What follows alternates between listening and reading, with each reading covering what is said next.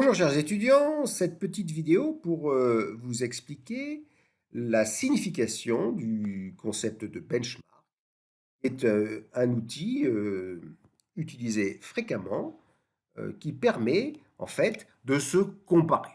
Alors, lorsqu'on se compare, on peut se consoler ou se désoler, bien sûr, selon l'évaluation quantitative hein, qui va être à l'origine de cette comparaison. Cette comparaison, c'est le benchmark. On va se demander pourquoi il est nécessaire de se comparer. Alors, bien sûr, si on cherche à mesurer, à porter un jugement sur le fonctionnement d'une organisation, d'une entreprise, d'une administration, d'un État, sans pouvoir se comparer ou sans vouloir se comparer à des organisations de même type, hein, on reste dans une forme de myopie, voire d'ignorance volontaire. Cette comparaison, elle permet d'affiner le diagnostic. Elle va mettre en évidence ce qu'on va appeler des atypies par rapport aux performances moyennes attendues. Ces atypies, lorsqu'elles vont être relevées, ben, il va falloir les expliquer et éventuellement, si possible, les corriger. Et puis, se comparer avec des acteurs multiples qui sont similaires, ça va permettre de mettre en évidence, si on regarde ceux qui ont les meilleures performances, hein, ce qu'on va appeler les bonnes pratiques, puisque ces bonnes pratiques, normalement, sont à l'origine des bonnes performances auxquelles il faut se référer. Alors, comment faire du benchmark? Pour ça, en fait, il faut réunir un ensemble de critères pour rendre le benchmark possible. Le premier critère, c'est qu'il faut avoir des acteurs semblables en nombre suffisamment important. Des hôpitaux, des écoles, des hypermarchés, des régions d'un même pays, des départements des États d'une même fédération, bon, un grand nombre d'acteurs semblables que l'on peut comparer.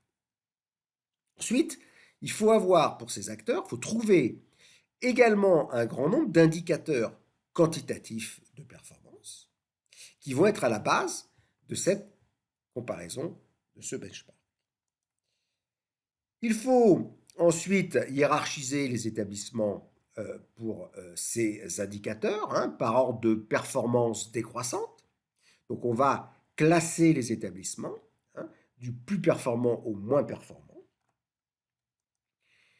Et puis ensuite, une fois qu'on aura fait ça, on va pouvoir dégager pour chaque indicateur un certain nombre d'établissements, par exemple les 20% qui vont être dits les plus performants, qui auront donc les valeurs les plus élevées pour cet indicateur, et les 20% dits les moins performants, qui auront les valeurs les plus basses. On pourra ensuite, pour chaque établissement, lister les indicateurs qui vont apparaître comme sur- ou sous-performants, c'est-à-dire pour lesquels l'établissement sera dans les 20% les plus performants ou les 20% les moins performants. Et cela va permettre de lister ce qu'on va appeler les atypies. Et ces atypies, il faudra essayer d'en comprendre les origines et éventuellement d'envisager des mesures correctes. Alors, ce schéma vous montre comment ça se passe. Hein. On a ici, par exemple, un ensemble d'agents, d'acteurs ou d'établissements semblables que l'on va représenter sur ce graphique et que l'on va positionner en fonction, vous voyez ici, d'un indicateur de performance qui va indiquer une performance décroissante. L'indicateur de performance ici va nous montrer les établissements les plus performants et les établissements les moins performants. Une fois qu'on aura fait ça, on peut effectivement ici tracer, et ça c'est arbitraire, c'est à celui qui fait la comparaison de choisir, hein, par exemple les 20% les plus performants, on aurait voulu prendre les 10%, on aurait mis un trait ici à un niveau plus élevé. Et puis, de la même manière, on peut ici tracer les 20% les moins performants, sachant aussi que la grosse masse se situe dans la moyenne. Donc, ne vont apparaître dans un système de benchmark qui va faire clignoter les atypies, seulement les établissements ici qui seront très surperformants ou très sous-performants. Un exemple de benchmark, la comparaison des durées de séjour à l'hôpital. Alors, effectivement, on peut faire cette analyse parce qu'on a de quoi avoir un ensemble d'acteurs similaires. Alors, ce ne sont pas les 800 hôpitaux, hein, mais ce sont les hôpitaux de taille comparable. Donc, il faut trouver une base de comparaison qui ait du sens. On va prendre les hôpitaux qui ont entre 300 et 500 lits. Ensuite, il faut trouver un indicateur synthétique de performance organisationnelle, par exemple. Alors, on en a un très utilisé qui est la durée moyenne de séjour. Le temps moyen que reste un patient dans l'établissement pour une pathologie identique, bien sûr. On va comparer les DMS, par exemple, pour les accouchements. Un système d'information qui permet, comme le PMSI, Programme de médicalisation des systèmes d'info, qui permet de recueillir l'information et de calculer cet indicateur de manière correcte pour tous les établissements sur la base de la même méthodologie. Et puis, une hiérarchisation, c'est-à-dire qu'on va utiliser ce qu'on va appeler l'IPDMS, c'est-à-dire on va comparer, on va faire le rapport pour chaque établissement entre la durée moyenne de séjour que l'on observe réellement et la durée moyenne de séjour théorique qui est calculée comme si l'établissement avait une performance moyenne, c'est-à-dire avait la durée moyenne de séjour de la moyenne. Regardons ici ce qui va se passer. L'indicateur de performance, cet IPDMS, il est de 1 lorsque effectivement on a une durée moyenne de séjour moyenne.